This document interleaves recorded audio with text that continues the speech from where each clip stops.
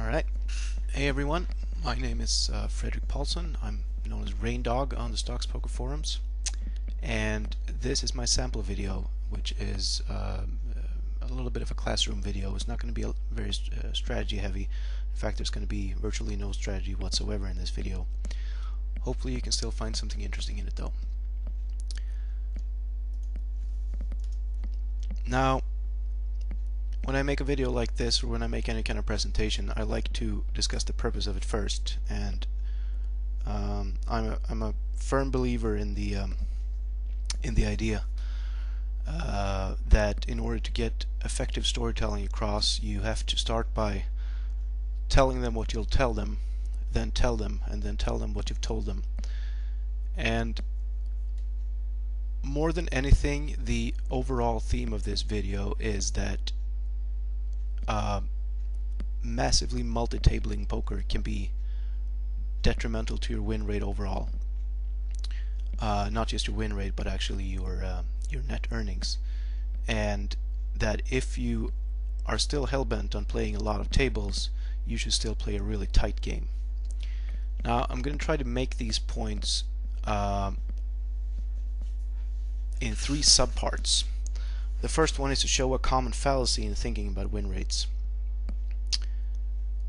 And the second is to show why playing a tighter game than most regulars can be a good idea if you play many tables. Now, like I said, I'm not encouraging you to play a lot of tables, but if you do, play tight is the second part of this video. And finally, we're going to turn that original win rate fallacy into something positive. Okay. Now, the win rate fallacy that I want to talk about, it's a subtle misconception, or an incorrect subconscious assumption, if you will, and it hides in this statement: I win 4 big blinds per 100 playing 4 tables. If I play 8 tables instead, my win rate will probably go down a little, but assuming it doesn't drop by more than half, I'm still making more money. Now, you've probably either thought this yourself or you've seen it posted by others, and I think it's a common way of thinking. So what's wrong with that? Well, the key to the fallacy lies in the word half. Because half is not an appropriate way of measuring a decrease in win rate. When we say half, we presumably mean that our win rate won't drop from 4 big blinds per 100 to less than 2 big blinds per 100. But then that's really what we should say, because when I hear half, I think that it makes it sound like 0 is the baseline, and it isn't. Our baseline is deep into the red, and if we start playing worse, which even the original statement admits that might be the result of playing more tables, the idea that we can somehow limit the average loss of our mistakes to only getting half of our current profit is a very risky assumption. We're talking about 2 big blinds per 100. It's $2 at 50 cent $1 no limit. It's the cost of making, just one slight mistake every 100 hands, like forgetting to check stack sizes, or misreading the board a little, or a misclick, or timing out, or auto-folding a hand and missing a profitable squeeze, using a standard bet size when something unorthodox would have been better. It doesn't take a lot to miss $2 for every 100 hands. But the biggest danger in the original statement lies in the assumption that you'll keep winning it all. Being a winning player isn't an innate property of a person. A winning poker player deals in very small margins to keep his figures in the black. It doesn't take much to turn a winning player into a losing one, especially at the smaller stakes, given how much rake we pay. I'll come back to this line of thinking near the end of the video, but first I want to say this. If you're going to be playing many tables, despite the fact that you're thinning out already slim profit margins, then it's probably a really good idea to play a very tight game. So let's talk about that. Why am I so tight? This is a question I asked myself. I used to be playing 10 plus tables myself, and my style was certainly tighter than the average regular. The question posed here, why am I so tight, still needed an answer. I had a couple of reasons for why I thought my tighter style worked better, and I think they're worthwhile to explain here. This was my starting point. why do most regulars play more hands than I do? And I'm not talking about volume here, I'm talking about playing a wider pre-flop range. This is not the right question to ask, though. So I rephrased my question to this instead. Can I justify playing as tightly as I do? So before we go any further, let's look at what exactly we're talking about here.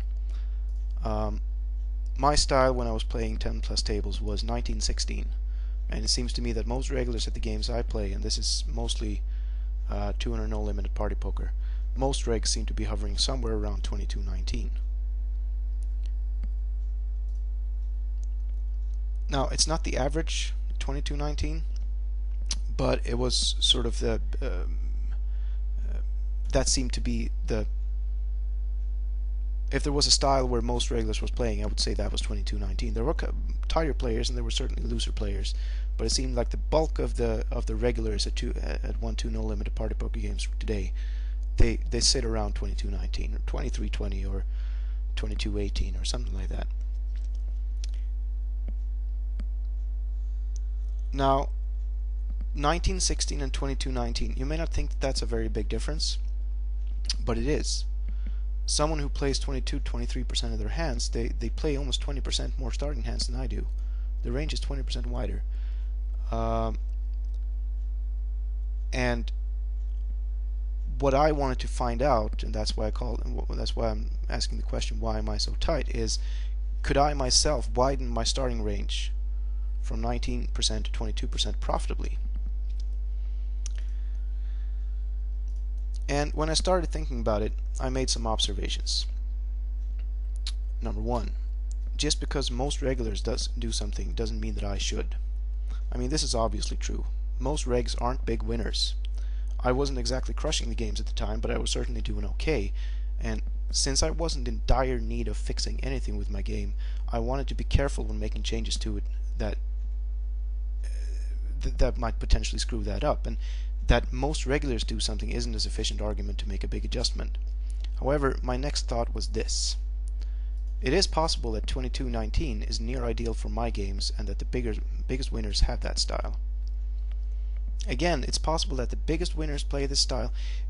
Maybe most regulars emulate the biggest winners and therefore they tend to have similar preflop stats despite not being as successful themselves. But this does not necessarily mean that I should play a wider range. Because just because they win more with a wider range than I play does not mean that I would win more with a wider range. This is a really important point, and another one of these things that I think beginners tend to get wrong. In fact, there are two layers of misunderstanding here. The first and probably more obvious one is that we shouldn't try to achieve the same stats as anyone else, because 2219 just means that we put in a raise pre-flop in 90% of the hands that we play, not which 19%. This is a less of a problem pre-flop because hand ranges are so neatly ordered in terms of strength. I mean, the problem exists pre-flop, but it gets really pronounced post-flop. To give an extreme example, trying to emulate some really strong player who sees 29% of showdowns by myself trying to make sure that I get to showdown 29% of the time is obviously not the right way to attack the problem, because so many things go into the post-flop decisions that you'd be on really thin ice if this is how you try to improve your game.